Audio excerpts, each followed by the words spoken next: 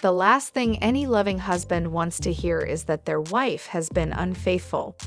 But the truth is, you've probably been unfaithful and may not have even realized it. Typically, when we think of cheating, we think of a physical affair. However, being unfaithful can go much deeper than a physical relationship. It isn't just sleeping with someone other than your spouse. Affairs involve our deepest emotions, and before we know it, we are so far gone our marriage can't recover. We begin to prioritize someone or something else over our spouse and no longer put our marriage first. When a marriage becomes a last priority, there's no place it can go but downhill. Here are 6 ways women have an affair. Some are pretty clear and others are less obvious. Number 1. Daydreaming. Daydreaming may seem harmless at first, especially if it doesn't involve sexual lust. But if you find yourself daydreaming about a person that isn't your spouse, it's not only wrong, but also problematic. Infidelity begins in the mind. When you daydream about another man, you are allowing him to replace your husband in your thoughts, and that is being unfaithful. What may have started as an innocent daydream can cause great strain in a marriage. More times than not, the reality doesn't live up to the storyline playing in your head.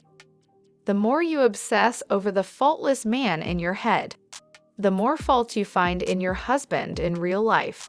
Number 2. Letting friends dictate your relationship. When you surround yourself with friends who don't respect your relationship and those who aren't secure about their own relationships, your marriage will quickly fall into a toxic place. We are who we hang around. It's important that we are surrounding ourselves with people who are uplifting and encouraging. While it's important to create time for your girlfriends, you shouldn't be spending more time with them than your husband. These kinds of friends who throw caution to the wind aren't there to support you, but to sabotage your marriage. They will give you bad advice. They won't think twice about you flirting with another man or spending time away from home. They will allow you to fall down a slippery slope and won't be there to catch you when your marriage falls apart. Number 3. Not creating boundaries with people of the opposite sex.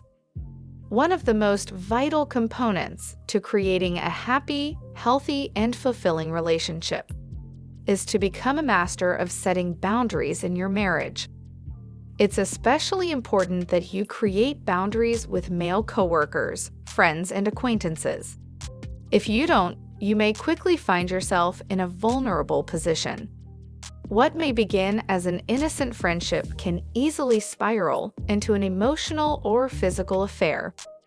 The next thing you know, you are thinking about this man more and wishing you could spend more intimate time with him. There is nowhere this sort of relationship can go but downward. Number 4.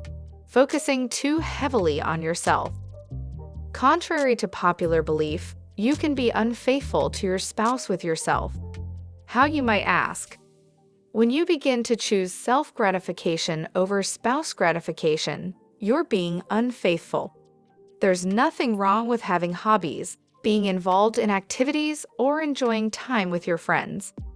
The problem occurs when you choose these things over spending time with your spouse and don't care that you're doing just that. Second to God, your spouse should come first. If you're selfishly choosing me time over us time, you are being unfaithful. Number 5. Keeping secrets. When you keep secrets from your husband and don't consult him daily, you are creating distance from your husband, which can eventually lead to separation. The secrets always begin small. They may show up in the form of little white lies. You start telling yourself that he doesn't need to know about the flirty text your guy friend sent you, or the lunch you went on with your male coworker. Why can't I have a lock on my phone, you wonder? He doesn't need to know my private business and who I've been texting. Despite how good a job you're doing rationalizing or hiding this, it will come back to haunt you. Number 6. Technology. The heavy use of technology in your marriage can be problematic for a number of reasons. First, it stifles good communication.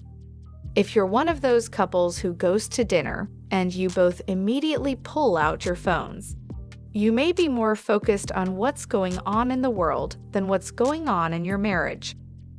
Secondly, technology is an easy access point to cheating. Social media provides a space for not only public messaging, but also private messaging. Messaging another man without your husband's knowledge is deceptive and can take you down the path of infidelity. Final words. Talk to your spouse and ask him what you're currently doing, or what you could potentially doing that would make him feel threatened, disconnected from you, or cheated on. If you're doing any of these things and you value your marriage, it's time to stop immediately. Be honest with your spouse about your actions and what you've been feeling. Honesty is one of the first paths to healing.